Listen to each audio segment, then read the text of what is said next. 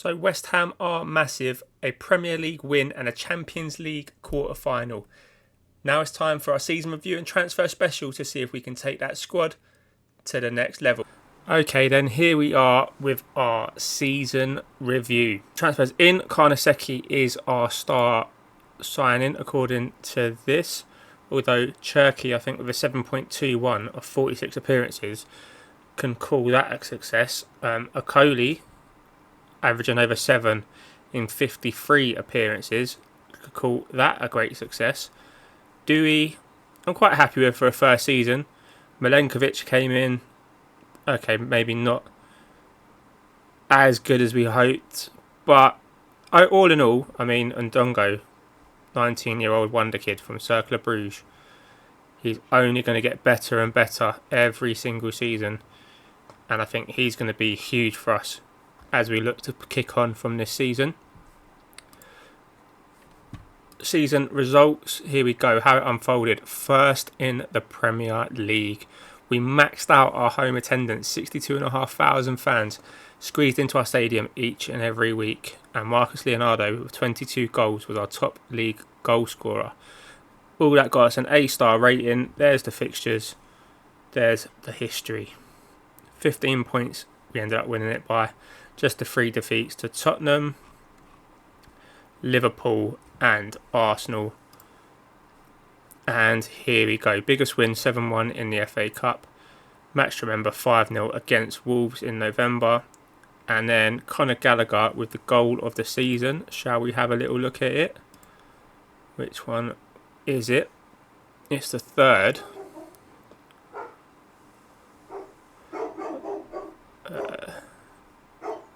Hang on, there's 5 up here. Okay, it's this one. So it comes from a corner then. Bowen out. And Conor Gallagher picks it up. He strikes it low. I mean, I'll be honest. I was expecting a top bins effort for goal of the season from there. But, you know, I didn't pick it. Someone picked it. I don't know who. Finances then. Broadcast revenue down. Corporate hospitality down. Matchday and commercial retail down despite us selling out every time. Not quite sure how this all unfolded. We had Champions League money. Got an extra 5 million through the door through sponsorships. And, I mean, we pretty much doubled our competition prize money. So, merchandise, 9.78 million. And Jared Bowen is our top shirt seller. This is our best formation according to the game.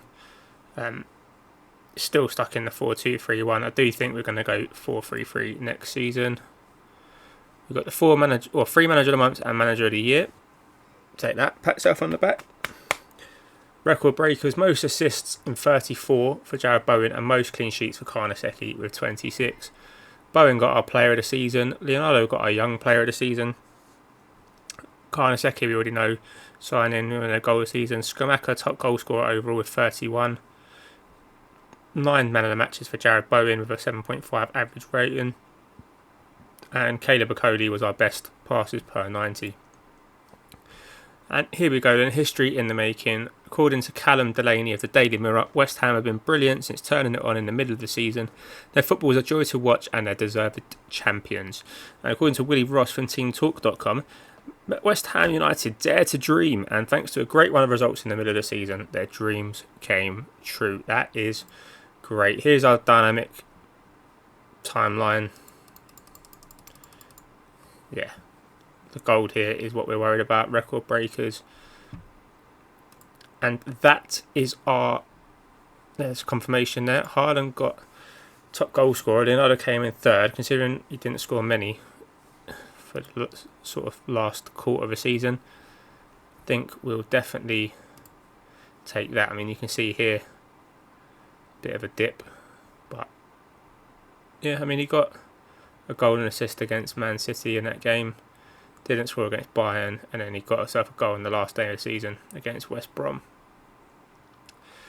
Team wise then, if we are going to go with the 4-3-3, I think that's a given. Possibly a centre-back. We all know who we want there. And I think that will do it. I mean, other than maybe filling the bench up with a few better players. João Pedro is going, but obviously Jared Bowen would normally be in there. Here we can rotate between Paquetá and Dewey. Let's have a look at the squad depth. Squad depth then from the 4-3-3. It says, yeah, so if Sir Declan Rice comes in there, he's all good. If we get rid of him, yeah, I mean, Schumacher and Leonardo up top, Scott, Gallagher, Paquetá and Dewey centre mids, with Declan Rice, Tyler Morton can cover there. Centre back options, we've got 4 decent centre halves. Maybe a backup keeper could be needed. We'll have to wait and see. Let's go and check in on the old Declan Rice situation. Here he is, and the transfer value of 86 to 105 million. We could definitely get this done. Won't let us ask his agent. We must have done it again too recently. Tell you what, I reckon we can get this done, you know.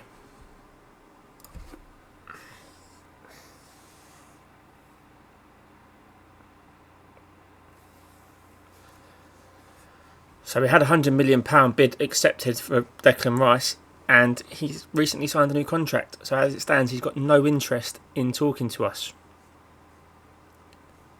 Absolutely heartbroken. Just trying to cheer myself up by looking at alternatives. And whilst there are some fantastic players down here, I'll be honest, I want Declan Rice. I don't want any of these.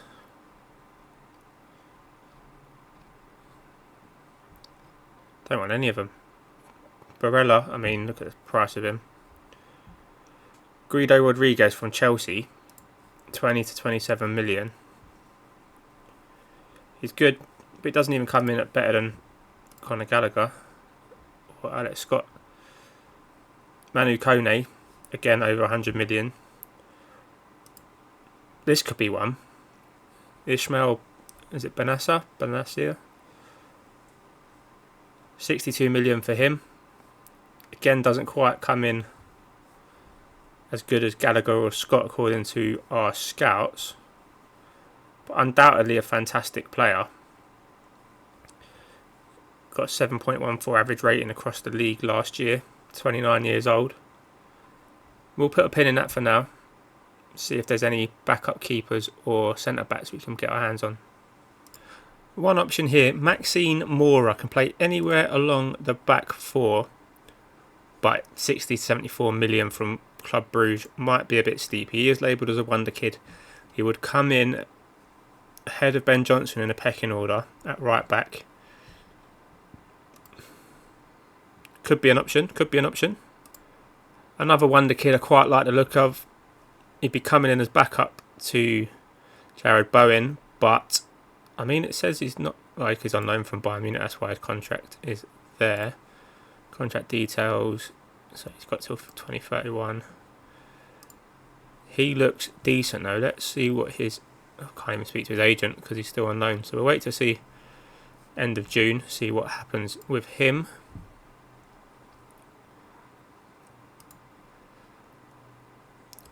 Augustin here, he's on loan from Arsenal at Celtic. Again, we'll have to wait and see till the end of the month to see what he comes up at. But he can play a few different positions, a couple of full-back option there. Not quite sure about him, to be honest. Mario Williams, one that came through our first youth intake at Chelsea. Although he can't play the defensive midfielder, he could slot in central midfield. Conor Gallagher could sit deep for us.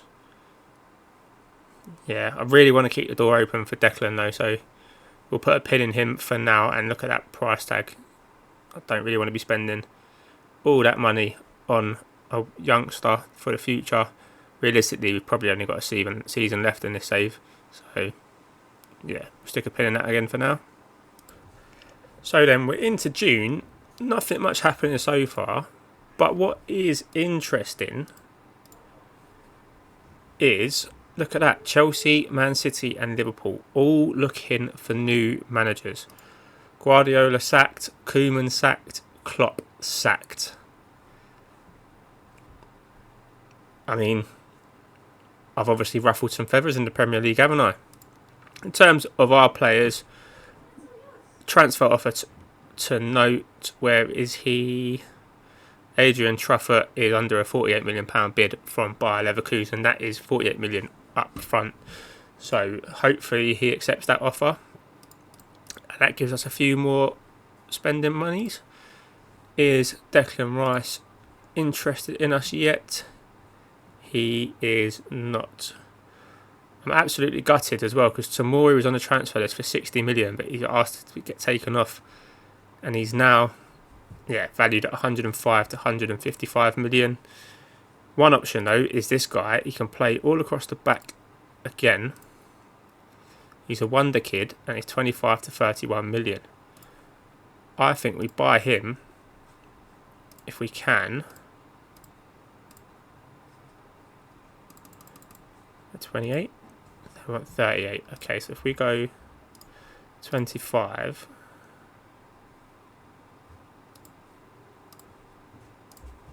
And 13, 14, we'll go 14. There we go. So he could be coming in. He'll give us options all across the back four. A bit like Ndongo does. But yeah, I don't know. I'm going to leave it right till late in this transfer window, as, we only got one real target and we're waiting for him. So Truffert, the Ingrat, has rejected the offer from Leverkusen. So we're going to offer him a go out again. 50 mil. Any nibbles on that? 50 mil? Do I hear 50 mil? 50 mil? 50 mil. Anybody? 50 mil.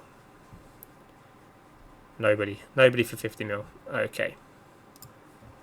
Whilst we struggle to get rid of Truffert, at least his replacement, Mohamed Kouar, is in the door. £39 million in total, 25.5 deducted from our transfer kitty. I'm going to agree to that. One wonder kid in through the door. What else is to come?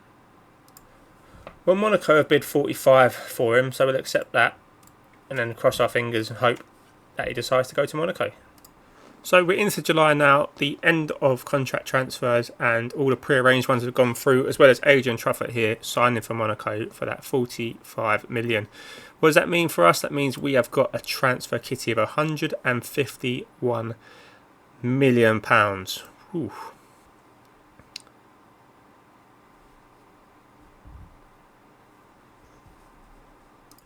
Yes! Come on, boy! Declan Rice apparently is interested in negotiating with us again. Can we get him for even cheaper than what we were going to do before? Oh, it's unacceptable. Oh no, this is going to be pain. Absolute pain. Okay, so after some painful negotiations, we managed to get this mammoth bid accepted for Declan Rice. We are going all out. It's going to potentially hamper future transfer budgets, but doing that allows us to go in for Tomori, because he's back on the transfer list for 69 million. I think that is a no-brainer. So we're going to go for that. So Declan Rice and Tomori could be West Ham players by the end of this window. Keep your eyes peeled, ladies and gents. Boys and girls, Declan Rice wants 500 grand a week. Is he serious? We're not going to get Declan Rice. There's no way I can justify 500 grand a week for Declan Rice. What is he on? Tomori, on the other hand, is he going to be a bit more reasonable? 130 grand a week. Thank you for being a bit more reasonable, Tomori. Loan bid for Duranville. Yeah, but I don't really think he needs to stay around for much longer.